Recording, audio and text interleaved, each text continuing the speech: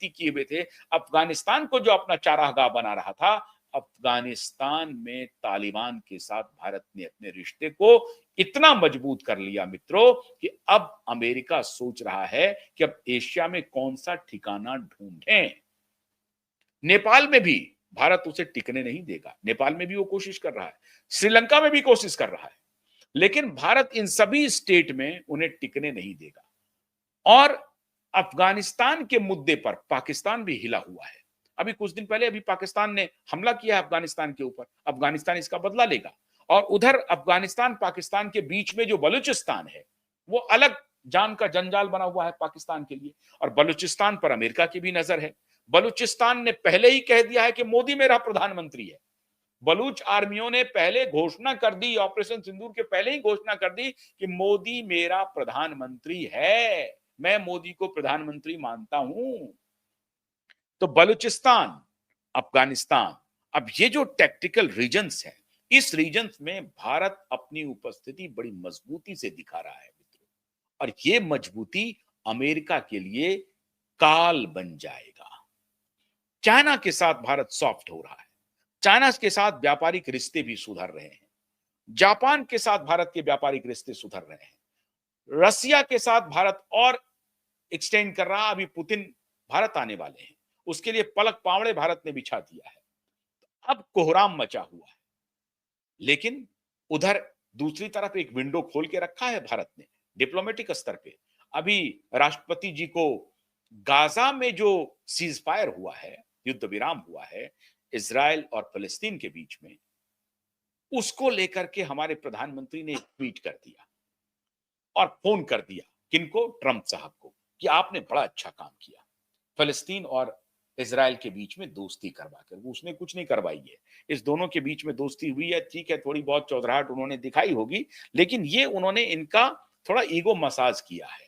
हमारे प्रधानमंत्री ने ट्रंप साहब को फोन करके कहा कि ये बड़ा अच्छा काम किया आपने, आपने इजराइल और फलस्तीन के बीच में मित्रता करवा दी है। हम उम्मीद करते हैं कि आने वाले दिनों में यूक्रेन और रशिया में भी शांति समझौता हो जाएगा, युद्ध समाप्त हो जाएगा। होगा कि नहीं होगा कहना मुश्किल है। इजराइल और हमास के बीच रिश्ते सुधरेंगे कि नहीं सुधरेंगे वो कहना मुश्किल है, क्योंकि हमास पर भी भरोसा नहीं किया जा सकता, और इजराइल, अगर हमास ने अपने उस भरोसे को तोड़ा जो अभी एग्रीमेंट हुआ है, अगर उसको तोड़ा, वो तोड़ता ही रहा है, लगातार तोड़ता रहा है, और ये तुड़वाया जाता रहा है अमेरिकन के द्वारा। अमेरिकन हमास को जब तक फीड करता रहेगा, हमास भी अमेरिका के इस पर चलता रहेगा और इजराइल को उकसाता रहेगा, और दोनों अपना फिर हथियार की सौदेबाजी होती रहेगी। ये हथियारों के जो दलाल हैं दुनिया भर के, वो ये धंधा करते हैं, दो देशों के बीच में इस तरह का माहौल बनाते हैं जहां से कि युद्ध की शुरुआत हो जाए और उनका माल बिकने लगे। ये पूरा खेल चलता है। तो अमेरिकन फिर चाहेगा कि अभी कुछ दिन के लिए सीज फायर हो जाए ताकि इनको नोबेल प्राइज मिल जाए। नोबेल प्राइज मिला नहीं ट्रंप को।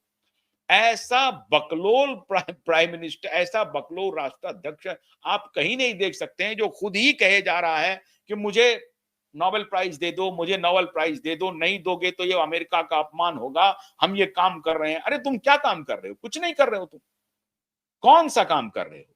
कहीं तुमने आज तक युद्ध को भड़काने का काम किया। अब क्या है कि तुमको तुम्हारे मुंह पर औकात दिखाई जा रही है, तुमको तुम्हारे मुंह पर तुम्हारे पाप को बताया जा रहा है, तो वो तुम्हारे अंदर बेचैनी हो रही है कि अब करें क्या।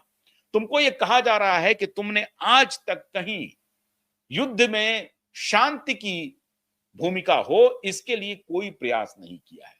शांति तुम्हारे शब्द में है ही नहीं, ये तुम सिर्फ लिप सर्विस करते हो। तुम का मतलब है अमेरिका। अमेरिका सिर्फ लिप सर्विस करता रहा है पीस के मुद्दे पर, और कुछ भी नहीं है। ये आगे सामने से कुछ बात करता है और पीछे से स्टेक होल्डर्स को भड़काता है, उसको हथियार सप्लाई करता है। ये यूक्रेन को पहले कहता है कि नहीं नहीं तुम मान जाओ, डराता है, धमकाता है, फिर उधर जाकर के रसिया को कहता है तुम मान जाओ, और जब नहीं मानता है तो फिर यूक्रेन को कहता है कि ले जाओ तुम हमसे, तो हम तुमको दे रहे हैं। ये मतलब सामने से ये दिखाने की कोशिश करता है, हम कोशिश कर रहे हैं कि दो देशों के बीच चल रहे युद्ध को शांत करना चाहते हैं, वहां शांति स्थापित करना चाहते हैं। सामने से ऐसा बर्ताव करने की चेष्टा करता है, लेकिन सिर्फ दिखाने के लिए, सिर्फ कैमरा ऑप्स है ये फोटो ऑप्स के लिए वो इस तरह का काम करते हैं। उनकी कोई मंशा नहीं है कि एक्चुअल शांति हो जाए, तो वो चाहते हैं कि फोटो ऑप्स करके कैमरे पर इस तरह का बिहेव करके उनको नोबेल प्राइज मिल जाए, मिलने से रहा।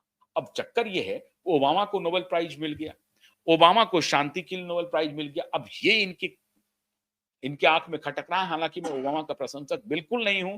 कोविड के दौरान जो ओबामा, क्लिंटन और फॉची, इन सब की जो भूमिका रही है वो बेहद संदेहास्पद रही है, बेहद संदेहास्पद रही है। तो मैं ओबामा के उस मामले में समर्थक नहीं हूं।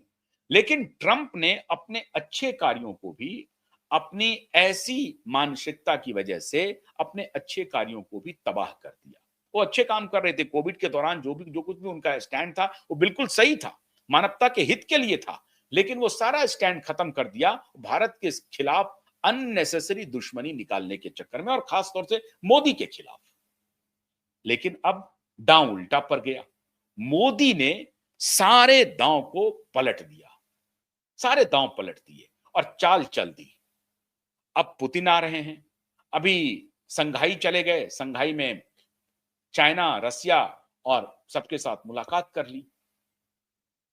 और तीसरी बात, टेक्नोलॉजी को अपनाने के लिए मोदी ने अपने होम होममेड इंजीनियर्स को कहा, अपने इंडिजिनस इंजीनियर्स को कहा कि आगे बढ़ो, चैलेंज को स्वीकार करो। और आप देख रहे होंगे कि जोहो जिस तरीके से, हालांकि जोहो के खिलाफ ये अपोजिशन वाले विरोध करना शुरू कर दिए, ये इनको तो समझ में नहीं आता है। ये हर बात पर मोदी ने अगर किसी की तारीफ कर दी तो उसके खिलाफ चले जाओ।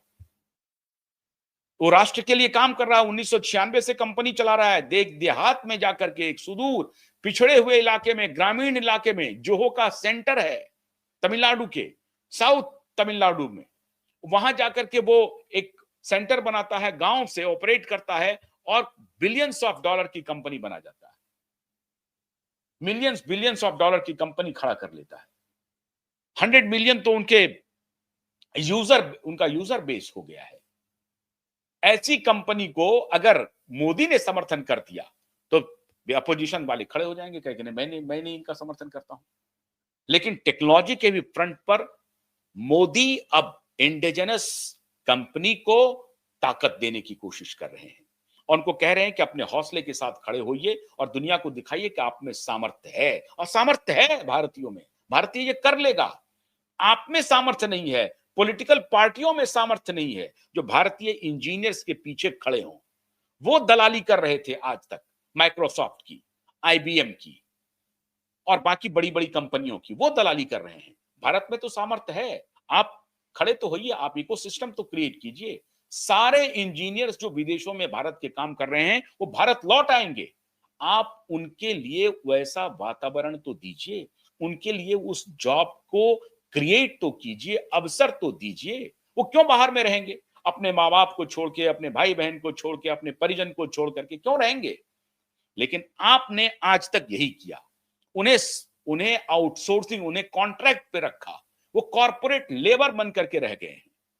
वो कॉर्पोरेट लेबर बन करके आपने हमारे इंजीनियर्स को रखा। ये आपकी गंदगी थी और उसमें जो पिछली सरकार थी ये उनकी गंदगी थी। उनके साथ मिलकर के जो लोग खेल कर रहे थे वो कर रहे थे। कोई बात नहीं है, मोदी अब देर आया दुरुस्त आया, तो उनको अब समझ में आया है। 11 साल तक उनको कुछ समझ में आ नहीं रहा था। माइक्रोसॉफ्ट उसी तरीके से आगे बढ़ते जा रहा था। उनके माइक्रोसॉफ्ट को शुरू करने वाले दलाल मोदी जी के घर में घुस गए थे और क्यूआई नेटवर्क अकेला था जो बार बार उनको कह रहा था कि इस दलाल को घर से निकाल लिया। खैर, अब मोदी जी को बात समझ में आ गई है, मोदी जी समझ गए हैं। तो अब मोदी जी अपने इंडिजिनस इंजीनियर्स पे, भारतीय इंजीनियर्स पे, भारतीय पुरुषार्थी ज्ञानी इंजीनियर्स पर भरोसा करने लगे। अच्छी बात है। इससे किसकी बैंड बजा रहे हैं? उसी ट्रंप की बैंड बजा रहे हैं। तो जियो पॉलिटिक्स में इस तरीके से साउथ ग्लोबल में वो एक तरफ अकेले अफ्रीका को खड़ा कर दिया, भैया अब चलो, अफ्रीकन कंट्रीज के साथ भारत के अच्छे रिश्ते हैं, और इधर मध्य एशिया के देशों को भी अपने साथ ला रहे हैं। और सबसे जो स्ट्रेटेजिक लोकेशन था अफगानिस्तान, उस अफगानिस्तान पे भारत ने अपना एक प्रकार से कब्जा कर लिया है। कब्जा इन द सेंस कि भारत ने अपने रिश्ते सुधार लिए हैं और वहां से दोनों पर नियंत्रण रहेगा, चाइना पर भी नियंत्रण रहेगा और पाकिस्तान पर भी नियंत्रण रहेगा। पाकिस्तान अगर तालिबान के तरफ आंख उठा के, जिस तरह से अभी उसने हिमाकत की है, अफगानिस्तान के ऊपर कुछ हमले किए हैं, अफगानिस्तानी विदेश मंत्री भारत में रहते हुए यहीं से संदेश दिया कि ये पाकिस्तान अच्छा काम नहीं कर रहा है। पाकिस्तान को इसकी कीमत चुकानी पड़ेगी। और मुल्ला मुनीर जो मिनरल्स बेच रहे हैं दुनिया के सबसे बड़े व्यापारी को, वो मिनरल्स उनका वहीं रह जाएगा। तो जियोपॉलिटिक्स में मोदी ने वो चाल चल दी है जहां से अब ट्रंप को पीछे हटने के अलावा कोई चारा बचा नहीं है। तो बैंड एक प्रकार से बजा दिया है मोदी ने ट्रंप की, और ट्रंप घुटने टेकेगा मोदी के सामने। पुतिन के इस दौरे के बाद आप समझ लीजिए कि ट्रंप को मोदी के सामने घुटने टेकना पड़ेगा। इंतजार कीजिए। दूसरी